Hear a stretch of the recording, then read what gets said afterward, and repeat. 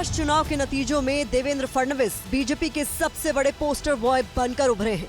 चाहे भाषणों में उनका आक्रामक अंदाज हो,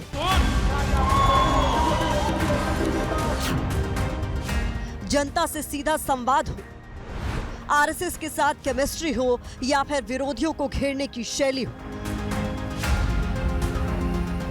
अपने हर दांव में देवेंद्र फडणवीस फुल मार्क्स के साथ टॉप पर रहे। मैंने पहले ही कहा था कि मैं आधुनिक अभिमन्यु हूँ, चक्रव्यूह को भेदना जानता हूँ। हमने चक्रव्यूह को भेदा है।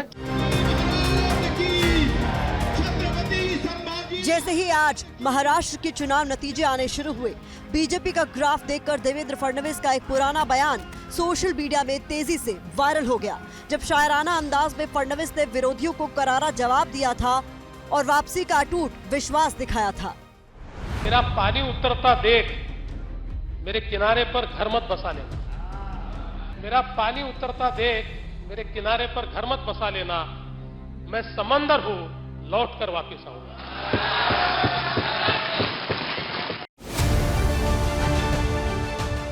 देवेंद्र फडणवीस ने उस वक्त खुद को लेकर जो बात कही थी, आज चुनाव नतीजों के बाद वो सही साबित हुई। लेकिन सवाल यह है कि आखिर देवेंद्र फडणवीस ने ऐसा क्या किया जिसने बीजेपी को महाराष्ट्र में जीत का रिकॉर्ड बनाने का मौका दिया। राजनीति के जानकारों की माने तो महाराष्ट्र की जीत के बाद योगी, हेमंत बिस्व शर्मा जैसे हार्ड हिंदुत्व की शैली वाले नेताओं की सूची में देवेंद्र फडणवीस का नाम भी शुमार हो गया है। देवेंद्र फडणवीस ने पूरे चुनाव प्रचार में हिंदुत्व कार्ड वाला दांव खेला। उन्होंने धर्म युद्ध, सनातन और मुस्लिम तुष्टीकरण जैसे मुद्दों को हवा देकर हिंदू वोटर्स को एकजुट करने की कोशिश की। चुनाव नतीजों को केंद्र में रखकर देखें तो उनकी ये रणनीति कामयाब रही। देवेंद्र फडणवीस ही बीजेपी के वो नेता हैं जिन्होंने महाराष्ट्र में धर्मयुद्ध वर्सेस वोट जिहाद वाले नैरेटिव सेट किया। इस मुद्दे पर वो एआईएमआईएम प्रमुख असदुद्दीन ओवैसी के साथ तीखी जुबानी फाइट में भी उलझे। दोनों नेताओं के बीच बयानों की ऐसी चिंगारी उठी जिसने महाराष्ट्र का चुनावी माहौल गर्मा दिया। मी तुम्हाला सांगतो, सुनो देवेंद्र फडणवीस, तुमने कई एमएलएस को खरीद लिया, चोरी कर ली, तो तुमको क्या बोला जाए? डाकू बोला जाए या चोर बोला जाए? सुनने हुए सी बिना करेगा औरंगजेब की पहचान पर। अब तो तिरंगा लहराएंगे पूरे पाकिस्तान पर।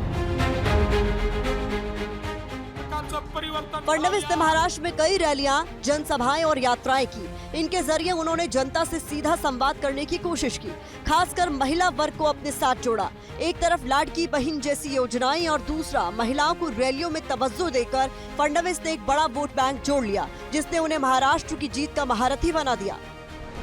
मैं विशेष रूप से हमारे लाडली बहनों का, लाडले भाइयों का, लाडले किसानों का, सभी का बहुत आभार व्यक्त करना चाहता हूँ। लाडली बहनों ने तो बहुत आशीर्वाद हमको दिया है, जिसके कारण हम लोग निश्चित रूप से एक अच्छा विजय यहाँ पर संपन्न कर पाए।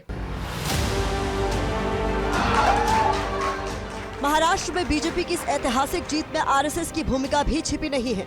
गौर करने वाली बात यह भी है कि महाराष्ट्र विधानसभा चुनाव के लिए मतदान खत्म होते ही डिप्टी सीएम देवेंद्र फडणवीस ने संघ प्रमुख मोहन भागवत से मुलाकात की, क्योंकि विधानसभा के लिए संघ परिवार ने लोग जाकर मंच के माध्यम से सजग रहो अभियान चलाकर मतदान की अपील की थी।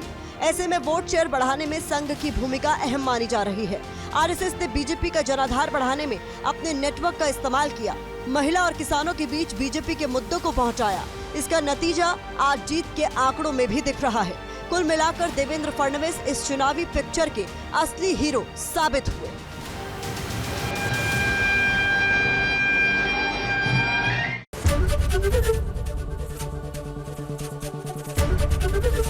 एबीपी गंगा, खबर आपकी, जुबान आपकी।